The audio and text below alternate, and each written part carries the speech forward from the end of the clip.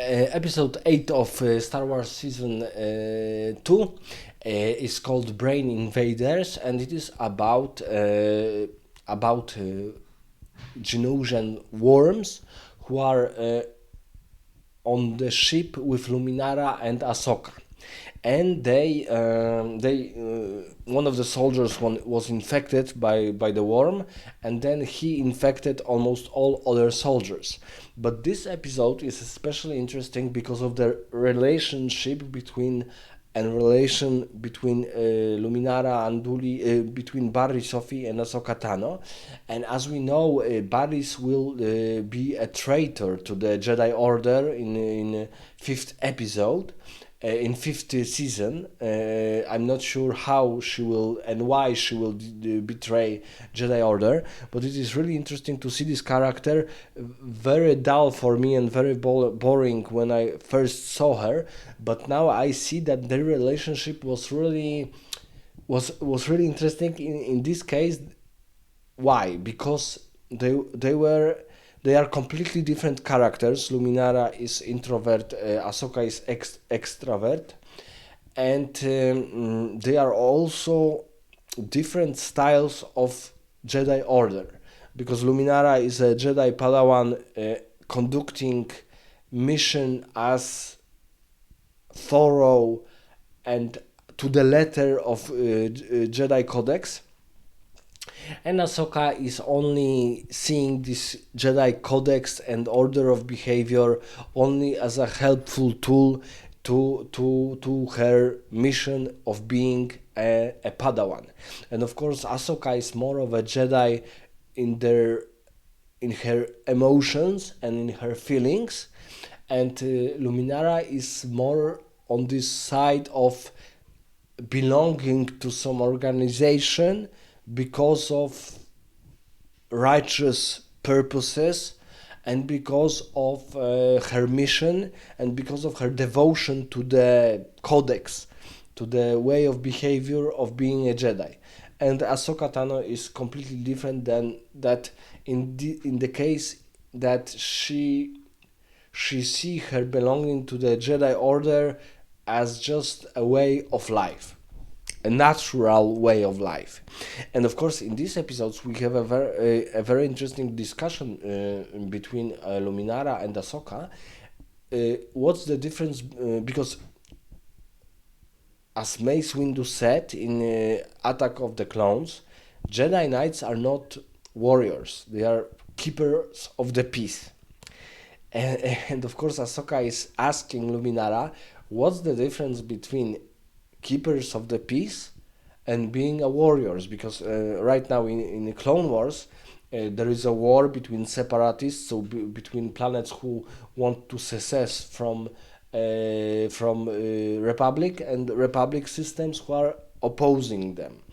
And Ahsoka asks Luminara, what's the difference between being a general or being a warrior? Because in this war, Jedi Knights are generals of Republic armies, and being a peacekeeper. Because in a way, peacekeeper is only to let's say.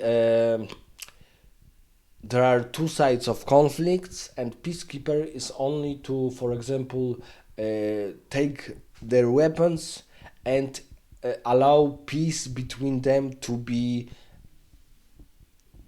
begin.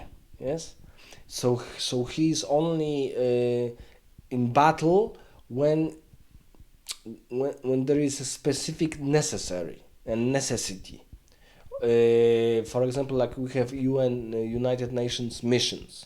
They are not to fight. They are just let's say keep peace between two sides who are almost all rozbrojone in English. I forgot that word. But they are completely out of their own weapons, and the United Nations are only to let's say to take a perimeter and not allow both sides to any kind of conflict. But of course, this is peacekeeping missions. but Jedi Knights, in the case of Clone Wars, are not peacekeepers. They are actively fighting with the droid armies, with the separatist armies, killing, destroying numerous, let's say thousands of them, of these droids, and other races who are in a separatist alliance.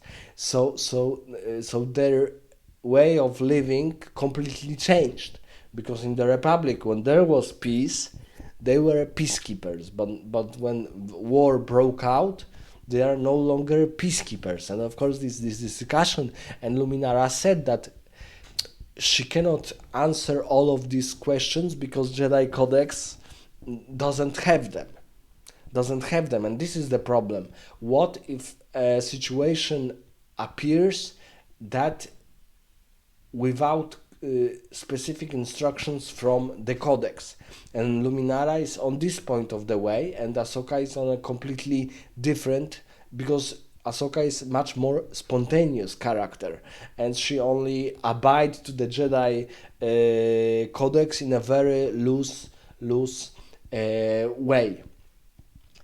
And of course, in this episode, we see that not only all soldiers were infected, but finally Luminara was infected. And only because of Anakin, Ahsoka discovered that if they use very low temperature, the bugs will come out of their hosts.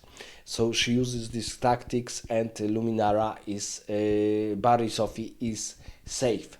And in these episodes, we also have a very interesting moment when Anakin alone is interrogating Pogo the Lesser, and he doesn't use a mind trick on him. He uses more, let's say, brutal tactics, and of course all Jedi Masters, because they are flying on this warship, are wondering how Anakin was able to use this information from, and extract this information from Pogo the Lesser. And of course here we see that when he's torturing him with this with his force attack, we see this a little bit of music, like when Darth Vader uses his dark used his has been using his dark powers in his days. So this is a really interesting part when he uses this, I would say, throw, when the victim cannot breathe. So this mind, this choke ability, this choking ability, and of course this is example that Anakin also, if the situation is necessary, can behave out of codex rules. So he is the type of a Jedi in he believes in a very, let's say, using Mass Effect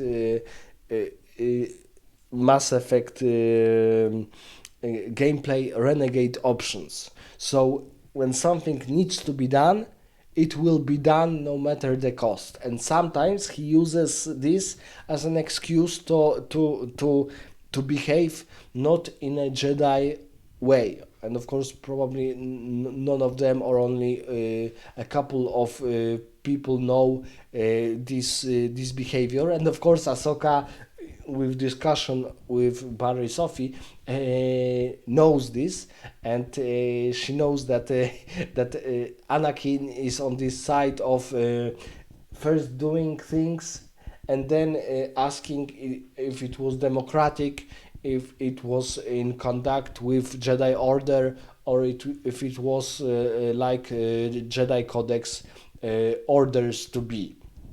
So first things first, some things needs to be done no matter the cost. And in this case, we see that Ahsoka is aware of Anakin's feeling and way of behavior. So I would even risk that besides Padme, Ahsoka is the closest person to Anakin. until her departure from Jedi Order. She's the closest person he ever had. He have ever had. And it is really interesting to see that because of her, Anakin is much more interesting character. That his behavior in some cases was necessary and was sensible. That, for example, in this case of Pogo the Lesser, that he was so evil-minded creature that he needs to use some way of force or even some way of, let's say, torture to use useful information to save, in this case, Ashoka and Barriss Offee. And of course, the final battle between Barriss and Ahsoka, when Barriss begs her to kill her because this bug is still in Barriss' mind, in her head. It was really interesting to see that they both cooperate in like almost like an A team. That all of A team's characters were completely different, but when they were gathered together, they could work very very efficiently, with charisma, with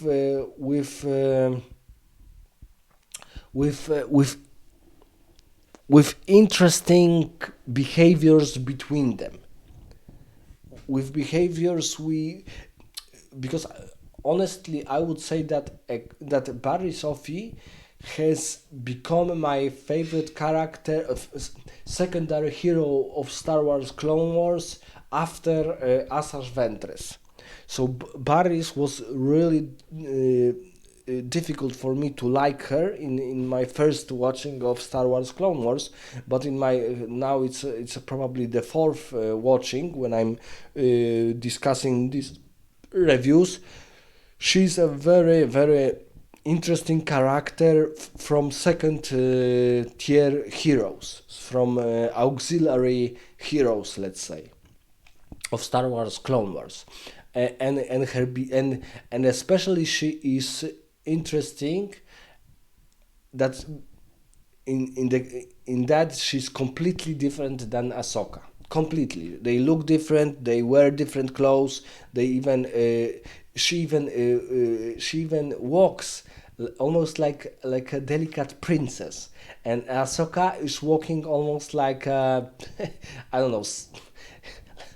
Let I don't know if we can use the term a sexy badass, but something like that. So they are almost their voice are complete. Their voices are also completely different, and this difference in this case helps us to focus on specific episodes, but also be interested in character developments. Because of Barriss Offee character, Anakin character, and Ahsoka Tano characters are even more interesting. Let me know in the comments what do you think about this specific episode.